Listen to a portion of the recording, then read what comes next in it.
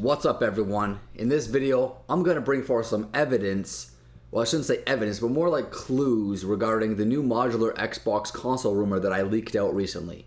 The entire concept of it sounds so far-fetched that the majority of people who hear it, including myself, are basically just shrugging it off as a lie, except there have been some clues that actually put some credibility to the rumor, so I'm going to share with you what I have found, and keep in mind that a lot of what I'm going to say is theoretical, but without knowing exactly what's going on, it's literally impossible to figure out how it will work without forming some sort of logical assumptions or theories. So we're going to start with a 7-year-old article from cinemablend.com that says an anonymous source told Xbox Evolved that the next Xbox console will have forward compatibility. It talks about being able to play old Xbox 360 games on the new console with automatic upgraded graphics. Now, I personally think they have the right idea. They're just looking at it the wrong way. Forward compatibility is something that will need to work if this modular Xbox console is to come true. Current Xbox One games will need to work on the upgraded versions of the machine with enhanced visuals and performance. But you won't be able to play your 360 games on the new hardware. That would be backwards compatibility. We're talking about forward compatibility. Now, here's an article on ubergizmo.com, which isn't dated, but I imagine it's from the same time frame as the other one because it's basically talking about the same thing. But according to this article, Microsoft themselves have been talking about forward compatibility on what is now the Xbox One. The article goes into some theoretical ideas like the other article, but I think they're also missing the point. They seem to think that the new hardware can somehow enhance itself in order to then increase the quality of the games that you play. In fact, this new rumor about simply being able to upgrade your console by swapping out parts is much more likely. Again, around the same time, there's a similar article on techspot.com talking about the same rumor. They cite the same source as CinemaBlend, but they give an example that makes more sense. They mention that it's like playing Crysis on a mid-range PC and then upgrading the video card for better performance. They also report that this thing is reportedly being tested currently by Microsoft, and these new features are intended to be included in the next Xbox. Now, a lot of people, including myself, agree that the Xbox One and even the PS4 seemed rushed. And I don't mean that they just slapped these consoles together at the last minute, They were likely working on them for quite some time. However, for some reason, they rushed them out too soon, even though, they weren't quite at the stage they wanted them to be yet. That's why there were interface updates every month for the first year, These were things that should have been fixed and added during regular development time if the consoles weren't rushed out. As for the Xbox One specifically, everything about DX12 and Windows 10 being built into the current Xbox One models doesn't really make much sense. There's a lot of hopefuls who want to believe that DX12 is going to make the console more powerful, but Phil Spencer himself said it won't. However, theoretically, this new Xbox could be what they were more so talking about. It just seems like Xbox One wasn't even supposed to come out until 2015 or maybe 2016. Like, why would they release a DX12 console in 2013 when DX12 isn't available until 2015? These clues point to a premature release. Now, these new consoles already have PC architectures. You can already swap out the hard drives on one of them, and you can use external hard drives on the other, much like a PC. Both consoles have games with PC cross-platform play, which isn't a big deal, but is it really far-fetched that they would release a version of the console that has an upgradable GPU similar to a PC? I don't really think that seems too unbelievable, to be honest. So anyways, back to articles.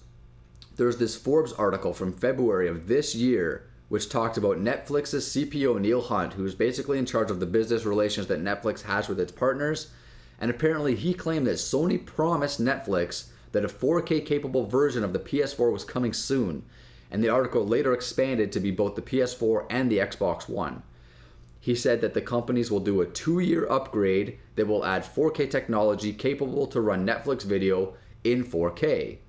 Now, it goes into some details about the upgrades that would be required and also suggests that possibly an external peripheral could be made available for current PS4 and Xbox One owners so they could also get this upgrade and not basically get screwed. Now, both Microsoft and Sony executives have said that their respective consoles are capable of 4K technology, and as of right now, I don't see anything 4K coming out of either of them. So either we need to see some sort of 4K upgrade, or both of those executives can be chalked up as liars. I will link an article in the description from back when the Xbox One was revealed, when they talked about how the Xbox One is built future-proof and will eventually have 3D and 4K content capabilities.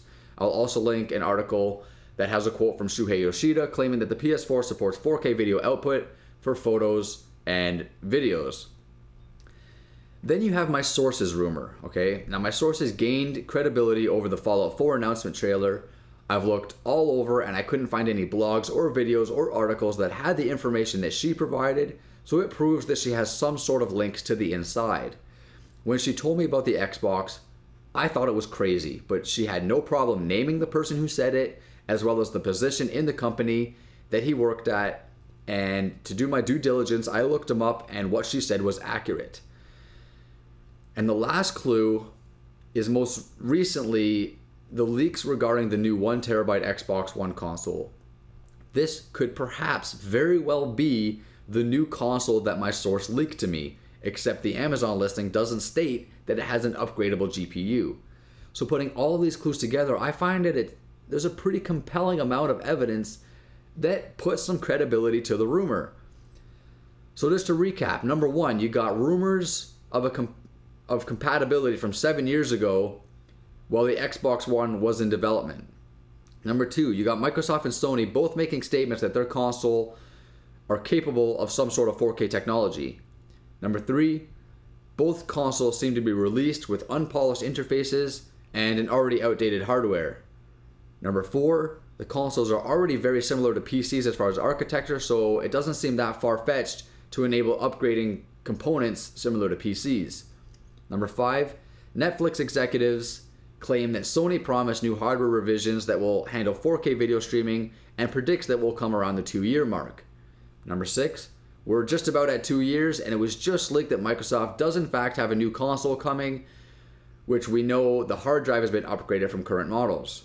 And number seven, my source, who so far has a 100% track record, has named an official Microsoft employee as the leak of this new modular console. Why would this employee spread a rumor like this if it weren't true? Now, does this mean I believe it? I'm gonna be honest, I'm still skeptical as hell, but I definitely want it to be true, believe me. And also, I have just as many questions as all of you regarding how it will work, is it a good or bad idea for the industry, and so forth. And I'm a very neutral thinker, so I can see a lot of pros and cons with both, but as a consumer, I kind of feel like it's one of those things where if you want to upgrade, you can, and if you don't, then you don't have to. Very similar to a PC, so I don't think anybody's going to get screwed in that respect. So leave your thoughts below. I know a lot of you are going to be as skeptical as I am, but I'd still love to hear your thoughts and your theories. If you enjoyed the video, it would help me out if you smash that like button. And if you're new to my channel or maybe a returning visitor who hasn't done so yet, it would help me out even more if you subscribed. I'm getting close to my goal of hitting 3,000 subs before E3, but we're a week away and I need like 190 more, so it's not looking too promising. Either way, I love you guys, and thanks to all of you who do support me. It really means a lot. I'm Vile Self. Thanks for checking out the vid. Until next time, villains. Later.